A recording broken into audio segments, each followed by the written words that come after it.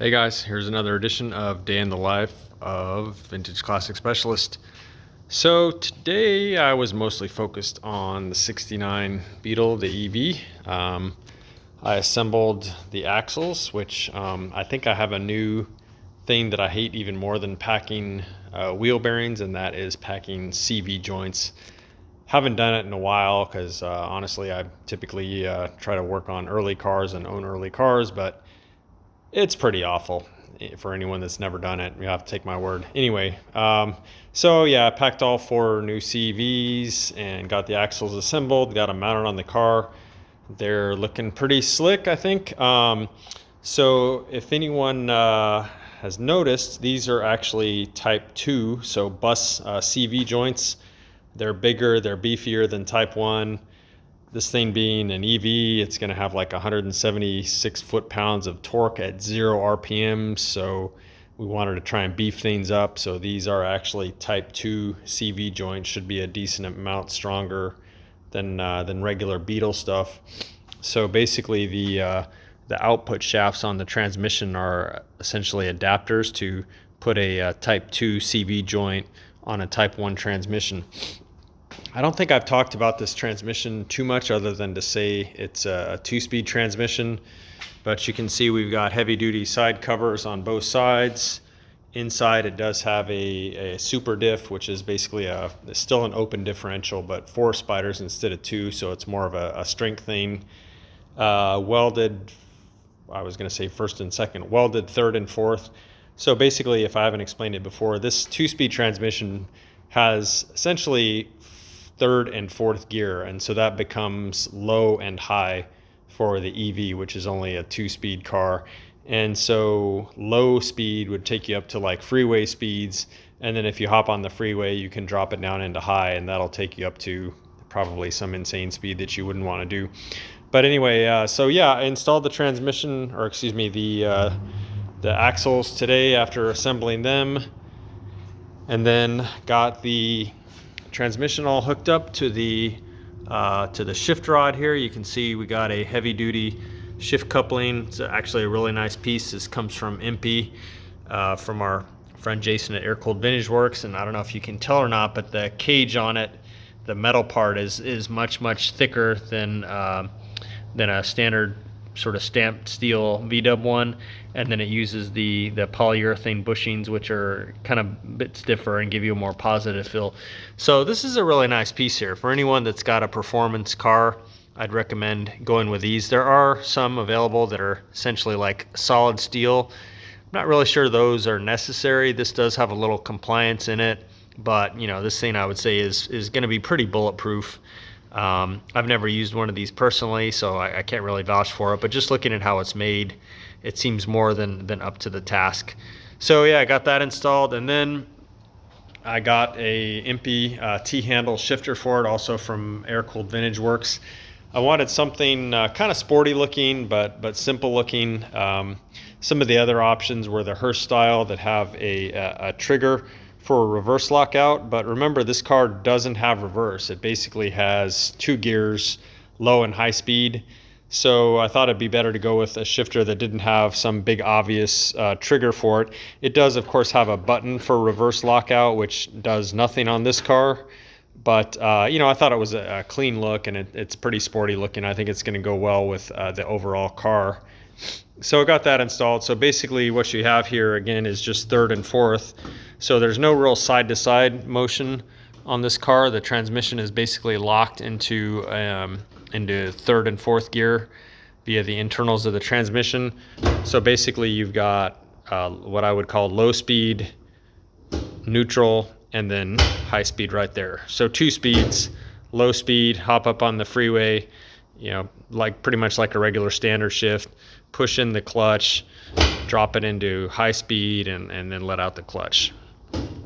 So kind of cool. I mean, again, I'm not somebody who would necessarily want an EV for myself at this point, but I can kind of appreciate the cool factor of you know, converting an old car like this to an EV, and how you kind of deal with the transmission just using third and fourth gear as essentially low and high, just because the RPMs of the electric motor are kind of suited to those gear ranges. And so, yeah, the pan, the chassis is that much closer to being done. I went ahead actually today and put brake fluid in the reservoir. It's ready to bleed, so we may do that tomorrow. Gonna be super easy to bleed with the body off. In fact, I'll probably go ahead and bleed the front brakes myself because I think I can reach the pedal with one hand and the bleeder screw with the other. The back ones I'll get Rafa's help with. But yeah, kind of cool to be able to bleed the brakes and have that all tested and, you know, check for any leaks or anything with the body off it. So that's it for the EV. Oh, actually it's not. The other thing I did today was I mounted up this mid mount here, which isn't really a mount as much as it is a brace, but you can see how it essentially picks up the bottom 4 bolts of the front part of the transmission there, and then it's got urethane mounts that pretty much butt up against the frame horns. So what it does is it just takes some of the stress off the nose cone mount. I am running a rubber nose cone mount on this car, and so this kind of just braces it and carries some of the load. Again, when you're taking off in one of these cars, the nose cone of the car is trying to lift, so this kind of braces it from the bottom and takes a little bit of the stress off the nose cone. So one thing that I did, little detail here, is you notice that this mount is red. What I had our powder coater do is basically match the red to the red that Willwood uses for their calipers, and they got it really, really close. So just kind of a cool little detail. I thought, hey, you know, the other red thing on this car is the calipers, so let me have them go ahead and match that. And they did a really, really good job. The other thing I did, just a little detail, is instead of just kind of throwing this together, is I went and I actually took a lot of measurements and basically contoured the pads here so they kind of hug the shape of the frame horn to kind of get more contact between the pad and the frame horn, just to kind of stiffen it up a little bit.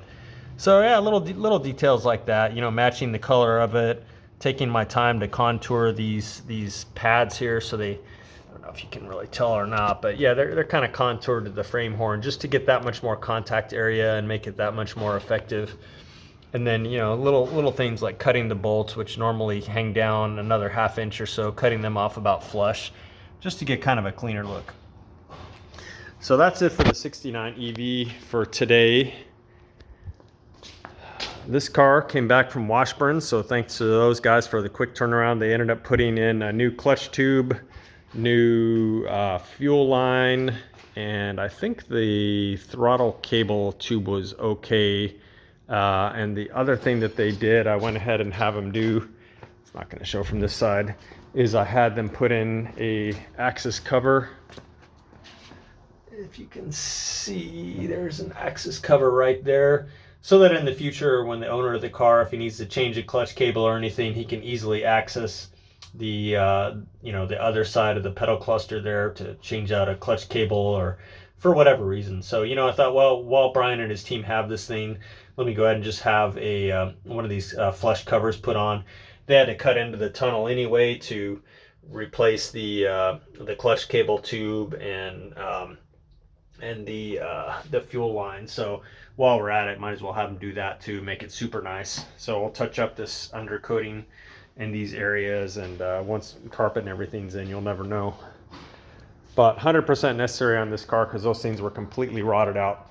Rafa did work some today on the 64-1 family car. As you can see, the brakes are about done. I think I actually saw him doing kind of a preliminary alignment of the car. And then he spent a good part of the morning restoring a really nice used steering box that we tested. It was super tight, super smooth. So we went ahead and Rafa went ahead and pulled it apart, completely restored it. There's obviously some fresh paint, some clear coat on some of the parts, just to kind of make it pop, give it some contrast. And so yeah, he went ahead and installed that, got the steering all hooked up here. And again, the brakes, front brakes are almost done, I believe. So back brakes next for this one, I suppose. And the shifter, I think, is powder coated, so that can probably go on anytime. And so yeah, this one's come along too. This one and the 69 pan are fairly even as far as their assembly goes. I think the 69, the EV, the body's going to be done much sooner, so this pan's going to be sitting for a while, done, waiting for the body, the 69, probably the pan and the body are going to be done at about the same time and go back together. So that's it. That was actually a pretty productive day for us. Thanks again to Brian Washburn for the quick turnaround on the 59, getting that sort of nightmare of a pan figured out where it had. Again, if you hadn't seen previous episodes, there was apparently a animal living in the tunnel of that pan, and it collected a lot of leaves, and there was a lot of water, probably urine, honestly, in there that rotted out the clutch cable tube and some of the other internals of the pan. So Brian's team took care of that for us, and yeah, that's it. So see you guys next time. If you haven't done so already, please subscribe to our channel, and if you like this video, please click like. Thanks, guys.